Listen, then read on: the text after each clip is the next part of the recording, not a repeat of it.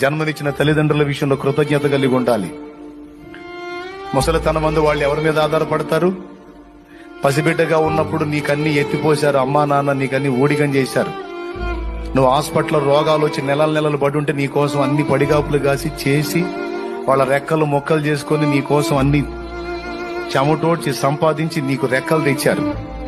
రెక్కలు తెచ్చిన తర్వాత దున్నపోతులాగా తయారయ్యి అప్పనంగా తిని పెరిగి ఈరోజు వృద్ధాప్యంలోకి వచ్చిన తల్లిదండ్రులు నిర్లక్ష్యం చేసే కృతజ్ఞత లేని కుమారుడా, కృతజ్ఞత లేని కుమార్తె, నీకంటే నీచులు ఎవరన్నా ఉంటారా?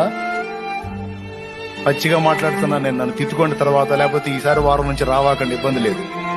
చండాలంగా జరుగుతున్నాడు ఏందని. దేవునికి స్తోత్రం కలుగును గాక. నాకొద్దు నీచులొద్దు, నాకు మారు మనసు పొందేవాళ్ళు కావాలి, పద్ధతి కలిగిన వాళ్లే కావాలి.